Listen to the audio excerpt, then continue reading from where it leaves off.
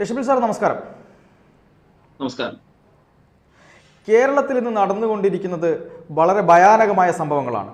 നിരന്തരമായി സ്വന്തം വീട്ടുകാരെ വെട്ടിക്കൊല്ലുന്നു, അതുപോലെ തന്നെ മറ്റുള്ള ആളുകളെ ആക്രമിക്കുന്നു. നിരന്തരമായിട്ടുള്ള ഡ്രഗ്സിൻ്റെ ഉപയോഗം, അതുപോലെ തന്നെ മദ്യത്തിൻ്റെ ഉപയോഗം, വിവിധ രാസലഹരികളുടെ ഉപയോഗം, ഇങ്ങനെ ഒരുപാട് കാരണങ്ങൾ കാണുന്നുണ്ട്.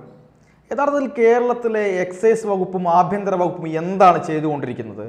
ഇങ്ങനെ ഒരു എക്സൈസ് വകുപ്പും ആഭ്യന്തര വകുപ്പും കൂടെ ഉണ്ടായിട്ട് എന്തെങ്കിലും കാര്യമുണ്ടോ എന്ന രീതിയിലേക്ക് ചർച്ചകൾ ഉയർന്നു വരികയാണ്. എന്താണ് അങ്ങേക്ക് തോന്നുന്നത്?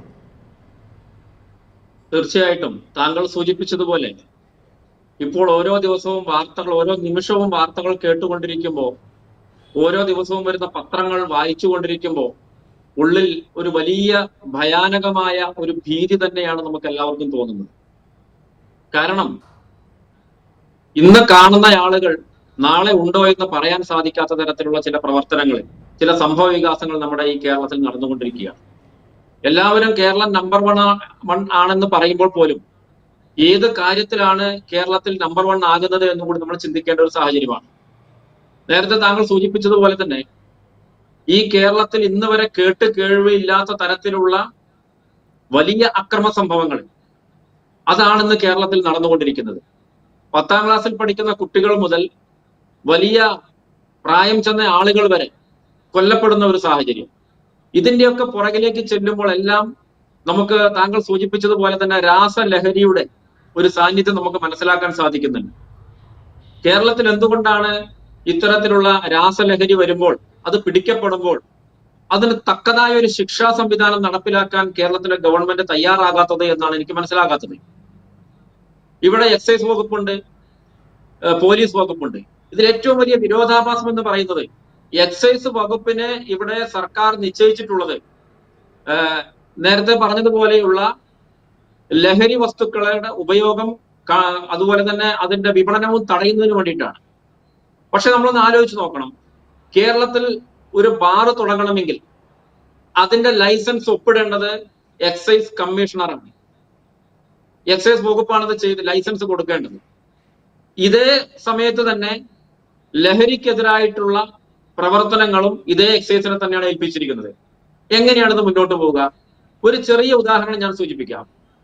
കേരളത്തിലെ പോലീസ്, കേരളത്തിലെ എന്നല്ല ലോകത്തെവിടെയും പോലീസിംഗ് എന്ന് പറയുന്നത് കുറ്റകൃത്യങ്ങൾ ഇല്ലാതിരിക്കാനും കുറ്റകൃത്യങ്ങളെ തടയുന്നതിനും വേണ്ടിയിട്ടാണ്. പക്ഷേ കേരളത്തിലെ ഗവൺമെന്റുകളിൽ ഏത് ഗവൺമെന്റ് വന്നാലും ആ പോലീസിന് ഓരോ മാസവും ഇത്ര കേസുകൾ പിടിച്ചിരിക്കണം, പെറ്റി കേസ് ഇത്ര ഉണ്ടാവണം, അടിപിടി കേസ് ഇത്ര ഉണ്ടാവണം, കൊലപാതക കേസ് ഇത്ര പിടിച്ചിരിക്കണം എന്നുള്ളൊരു കോട്ട കൊടുത്തിരിക്കുകയാണ്. എങ്ങനെയാണ് നമ്മുടെ നാട് നന്നാവുക? ഈ പോലീസിനെ കൃത്യമായ രീതിയിൽ പ്രവർത്തിക്കാൻ ഗവൺമെന്റ് അനുവദിച്ചിരുന്നു എങ്കിൽ തീർച്ചയായിട്ടും കേരളത്തിലെ കുറ്റകൃത്യങ്ങളുടെ എണ്ണം വളരെയധികം കുറയ്ക്കാൻ വേണ്ടി നമുക്ക് സാധിക്കുമായിരുന്നു. പക്ഷെ ഇതേ പോലീസിന് തന്നെ ഓരോ മാസവും ഇത്ര കേസ് പിടിച്ചിരിക്കണം എന്ന കോട്ട കൊടുക്കുമ്പോൾ നമ്മൾ എന്താണ് മനസ്സിലാക്കേണ്ടത്? ഇതേ പോലീസിനെ കൊണ്ട് തന്നെ കുറ്റകൃത്യങ്ങൾ ഉണ്ടാക്കിച്ചിട്ട് അതിന്റെ എണ്ണം സർക്കാരിന് സമർപ്പിക്കണം എന്നുള്ള ഒരു കാഴ്ചപ്പാടോട് കൂടിയിട്ടാണ് കേരളത്തിലെ നിലവിലുള്ള ഗവൺമെന്റ് മുന്നോട്ട് പോകുന്നത്. അത് മറ്റൊന്നും കൊണ്ടല്ല, സർക്കാരിന് മുന്നോട്ട് പോകാൻ പണം വേണം. ആ പണം ഉണ്ടാക്കുന്നതിന് വേണ്ടി പോലീസിനെ ഉപയോഗിക്കുന്നു. പോലീസിനെ ഉപയോഗിക്കുമ്പോൾ അവർക്ക് പ്രഷർ ഉണ്ടാവുന്നു. പോലീസിന് പ്രഷർ തീർച്ചയായിട്ടും ഉണ്ടാവും. ഈ പോലീസിനെ ഇത്തരത്തിലുള്ള കേസുകൾ പിടിക്കാൻ ഏൽപ്പിക്കുമ്പോൾ തന്നെ അവരുടെ പ്രഷർ കൊണ്ട് പലതരത്തിലുള്ള ചില പ്രവർത്തനങ്ങളിലേക്ക് പോലീസിനും പോകേണ്ടി വരികയാണ്. അത് പിന്നീട് വലിയ വാർത്തയായിട്ട് നമ്മുടെ നാട്ടിൽ വരുന്നു. അതേപോലെ തന്നെയാണ് എക്സൈസിന്റെ കാര്യം. അവർക്ക് മദ്യത്തിന്റെ ഉപയോഗം കുറയ്ക്കും, മദ്യശാലകൾ അടച്ചുപൂട്ടും, എണ്ണം കുറയ്ക്കുമെന്ന് പറഞ്ഞു വന്നിട്ടുള്ള ഇതേ ഗവൺമെന്റ് തന്നെയാണ് ഇപ്പോൾ മുക്കിന് ബാറുകൾക്ക് ലൈസൻസ് കൊടുക്കാൻ വേണ്ടി എക്സൈസ് വകുപ്പിനെ ഏൽപ്പിച്ചിരിക്കുന്നത്. എങ്ങനെയാണ് നമ്മുടെ നാട് നന്നാവുക? ഇപ്പൊ വന്നിരിക്കുന്നത് രാസലഹരിയാണ്.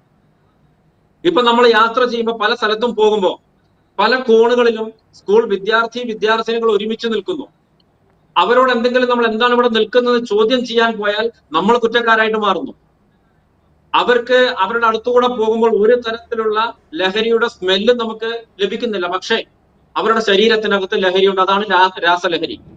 ഈ രാസലഹരി കൈവശം വെക്കുന്നതും വിപണനം നടത്തുന്നതും ഈ രാജ്യത്തെ ഏറ്റവും വലിയ ഒരു കുറ്റമാക്കി മാറ്റാൻ നമുക്ക് സാധിച്ചാൽ ഒരു പരിധി വരെ നമുക്ക് ഇതിൽ നിന്ന് രക്ഷ നേടാൻ സാധിക്കുമെന്നാണ് എനിക്ക് തോന്നുന്നത്.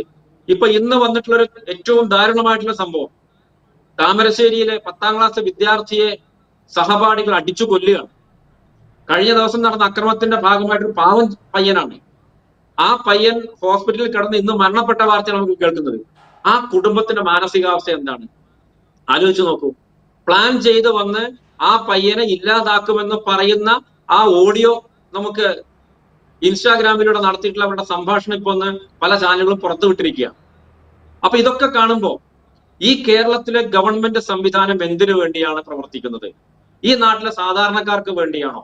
ഈ നാട്ടിലെ ആളുകളുടെ ജീവനും സ്വത്തിനും സംരക്ഷണം നൽകാൻ സാധിക്കുന്ന ഒരു ഗവൺമെന്റ് ആണോ ഇപ്പോൾ കേരളം ഭരിച്ചുകൊണ്ടിരിക്കുന്നത്? ചിന്തിക്കുന്ന ഒരു സാഹചര്യത്തിലേക്ക് ജനങ്ങൾ എത്തിക്കഴിയുക.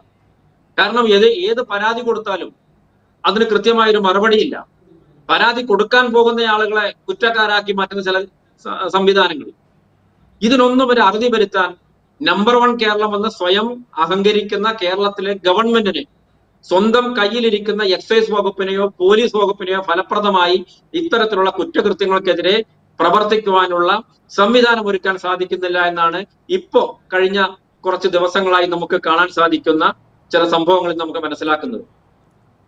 അവിടെ ഒരു സംശയം, അതായത് ഈ നിരന്തരമായി ഇപ്പോൾ കേസുകൾ റിപ്പോർട്ട് ചെയ്യപ്പെടുന്നുണ്ട്. ഈ രാസലഹരികൾ പിടിക്കുന്നുണ്ട്, കഞ്ചാവ് പിടിക്കുന്നുണ്ട്, മറ്റുള്ള പല വിധത്തിലുള്ള കുറ്റകൃത്യങ്ങളുണ്ട്. പക്ഷേ ഈ പിടിക്കുന്ന ലഹരിയിൽ അവർ മാത്രം കുറ്റവാളിയാകുകയും ഇതിൻ്റെ ഏജന്റ് ഇതെവിടെ നിന്ന് വരുന്നു, ഇതിൻ്റെ പ്രധാനപ്പെട്ട വിൽപ്പനക്കാരാണ്, ഈ രീതിയിലേക്ക് ഒരു തരത്തിലും അന്വേഷണം പോവാത്ത ഒരു കാഴ്ചയാണ് നമ്മൾ കാണുന്നത്. കാരണം ഇവരെ കൊണ്ട് പിഴയടപ്പിക്കുകയോ ഇവരെ കോടതിയിൽ ഹാജരാക്കി ശിക്ഷിക്കുകയോ അല്ലെങ്കിൽ ഈ പറയുന്നത് പോലെ പിഴയടച്ചൊഴിവാക്കുകയോ ചെയ്യുന്ന ഒരു രീതി നിരന്തരമായി കണ്ടുവരുന്നുണ്ട്. പക്ഷേ കേരളത്തിലെ പോലീസും കേരളത്തിലെ എക്സൈസും ഒന്നും മോശക്കാരൊന്നുമല്ല, അത് നമുക്ക് എല്ലാവർക്കും അറിയാം. ഏറ്റവും നല്ല സേനകളിലൊന്നാണ് കേരളത്തിലെ പോലീസ് എന്ന് പറയുന്നത്. പക്ഷേ ഈ ഭരണം വന്നതിന് ശേഷം പോലീസിൻ്റെ കൈയും കാലും കെട്ടിയിട്ടതുപോലെ പോലീസിന് ആക്ട് ചെയ്യാൻ കഴിയുന്നില്ല. എങ്ങനെയാണ് ഇത് ഇങ്ങോട്ട് വരുന്നത്, എവിടെ നിന്നാണ് ഇതിൻ്റെ ഉത്ഭവം എന്നൊക്കെ കൃത്യമായി സേനകൾക്ക് അറിവുണ്ട്. പക്ഷെ ഒന്നും ചെയ്യാൻ കഴിയാത്തൊരു നിസ്സഹായ അവസ്ഥയിലാണ് പോലീസ്, അല്ലേ? തീർച്ചയായിട്ടും. ഞാൻ അറിഞ്ഞിടത്തോളം 5 ഗ്രാമിൽ കൂടുതൽ രാസലഹരി കൈവശം വെച്ച ഒരാൾ പിടിക്കപ്പെടുകയാണെങ്കിൽ കൊലക്കുറ്റത്തിനാണ് കേസെടുക്കേണ്ടത് എന്നാണ് ഞാൻ മനസ്സിലാക്കുന്നത്. എന്റെ ചില എക്സൈസ് വകുപ്പിലുള്ള ചില സുഹൃത്തുക്കളുമായി സംസാരിച്ചപ്പോൾ ലഭിച്ച ഒരു വിവരമാണ്. പക്ഷേ അതിൽ കൂടുതൽ കിലോ കണക്കിന് രാസലഹരിയുമായി പിടിക്കപ്പെടുന്ന ആളുകൾ താങ്കൾ സൂചിപ്പിച്ചതുപോലെ അവർ അകത്തു പോകുന്നു എന്നതിലപ്പുറത്തേക്ക് ചില ദുർബല വകുപ്പുകൾ ചാർത്തിക്കൊണ്ട് അവർക്ക് ജാമ്യം ലഭിക്കുന്ന വകുപ്പുകൾ ഇട്ടുകൊണ്ട് അവരെ ജയിലിലേക്ക് പറഞ്ഞയക്കുന്നു എന്നതിലപ്പുറത്തേക്ക് ഇത് എവിടെ നിന്നാണ് വരുന്നത്, ആർക്ക് വേണ്ടിയാണ് ഇത് കൊണ്ടുവരുന്നത്, ആരാണ് ഇതിന്റെ പുറകിൽ പ്രവർത്തിക്കുന്ന ചാലക ശക്തികൾ ആരാണ്, വൻ സ്രാവുകൾ ആരൊക്കെയുണ്ട്, ഇതേക്കുറിച്ചൊന്നും ഇതുവരെ ഇവിടുത്തെ ഗവൺമെന്റ് അന്വേഷിക്കാൻ വേണ്ടി തയ്യാറായിട്ടില്ല. അല്ലെങ്കിൽ പോലീസിനെ കൊണ്ടോ എക്സൈസ് വകുപ്പിനെ കൊണ്ടോ അന്വേഷിപ്പിക്കുവാൻ അവർ തയ്യാറായിട്ടില്ല എന്നുള്ളതാണ് യാഥാർത്ഥ്യം. താങ്കൾ സൂചിപ്പിച്ചതുപോലെ കേരളത്തിലെ പോലീസിനെ നമുക്ക് വില കുറച്ച് കാണാൻ സാധിക്കില്ല. കേരളത്തിലെ എക്സൈസ് വകുപ്പിനെ നമുക്ക് വില കുറച്ച് കാണാൻ സാധിക്കില്ല. പക്ഷേ അവരുടെ കയ്യും കാലും കെട്ടിയിട്ടുകൊണ്ട് അവരോട് ഓടാൻ പറഞ്ഞാൽ അവർക്ക് സാധിക്കില്ല എന്നുള്ളതാണ് യാഥാർത്ഥ്യം. അവിടെയാണ് ഈ കേരളത്തിലെ പൊതുസമൂഹം ഗവൺമെന്റിനോട് ചില കാര്യങ്ങൾ പറയേണ്ടതും അവരെ കൊണ്ട് ചെയ്യിപ്പിക്കേണ്ടതും എന്നാണ് എനിക്ക് സൂചിപ്പിക്കാനുള്ളത്. തീർച്ചയായിട്ടും എന്ത് തന്നെയായാലും ഇത് വളരെ ദാരുണമായ സംഭവങ്ങളാണ് നടന്നുകൊണ്ടിരിക്കുന്നത്. നമ്മുടെ പുതുതലമുറയെ ലഹരി വല്ലാതെ പിടിമുറുക്കിയിരിക്കുന്നു. എന്തെങ്കിലും ചോദ്യം ചെയ്താൽ അതെൻ്റെ സ്വാതന്ത്ര്യത്തെ കടന്നു കയറി ആവിഷ്കാര സ്വാതന്ത്ര്യം, അതുപോലെ ഞാൻ നടക്കാനുള്ള സ്വാതന്ത്ര്യം എന്നൊക്കെ പറഞ്ഞുകൊണ്ട് ഇവിടെ വലിയൊരു രീതിയിൽ പ്രതിരോധിക്കാൻ ഒരു വിഭാഗം ശ്രമിക്കുകയും അത് ഇത്തരത്തിലുള്ള ലഹരി കൂടുതലായി ഉപയോഗിക്കുന്നതിലേക്ക് അവർക്ക് എല്ലാ സഹായവും കിട്ടുന്ന രീതിയിലേക്ക് പോകുന്നതായും കാണുന്നുണ്ട്. എന്തായാലും BJPയും CPMും കോൺഗ്രസും ഉൾപ്പെടെയുള്ള എല്ലാ രാഷ്ട്രീയ പാർട്ടികളും ഇടപെട്ടുകൊണ്ട് വലിയൊരു ബോധവൽക്കരണവും ക്യാമ്പയിനിങ്ങും നടത്തിയില്ലെങ്കിൽ കേരളം വലിയ അപകടത്തിലേക്കാണ് പോകുന്നതെന്ന് പറയാതിരിക്കാൻ വയ്യ. എന്തായാലും ഈ ചർച്ചയുമായി സഹകരിച്ചതിന് അങ്ങേക്ക് ഒരുപാട് നന്ദി. പറയൂ. ഒരു കാര്യം കൂടി എനിക്ക് സൂചിപ്പിക്കാനുണ്ട്. എന്റെ മണ്ഡലത്തിൽ, ഞാൻ മഞ്ചേരി നിയോജക മണ്ഡലത്തിൽ താമസിക്കുന്ന ഒരാളാണ്. മഞ്ചേരി മുനിസിപ്പാലിറ്റിയിലുള്ള ഒരു ജനപ്രതിനിധിയെ 2 പയ്യന്മാർ അദ്ദേഹം അവരുടെ പ്രവൃത്തിയെ ചോദ്യം ചെയ്തതിന്റെ പേരിൽ അദ്ദേഹത്തിന്റെ പുറകെ വന്ന വാഹനം തടഞ്ഞു നിർത്തി ഹെൽമെറ്റ് കൊണ്ട് അടിച്ചു വന്ന ഒരു നാട് കൂടിയാണ് മഞ്ചേരി.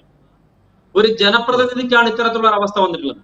അപ്പോൾ ഇവിടുത്തെ സാധാരണക്കാരന്റെ അവസ്ഥ എന്തായിരിക്കും? താങ്കൾ സൂചിപ്പിച്ചതുപോലെ അത് ചോദ്യം ചെയ്യാൻ പോയാൽ അവരെ ഇല്ലാതാക്കുന്ന തരത്തിലേക്ക് അത്രയും മാരകമായ ലഹരികൾക്ക് അടിമയായിക്കൊണ്ട് ഇവിടുത്തെ യുവസമൂഹം മുന്നോട്ട് പോകുന്നു.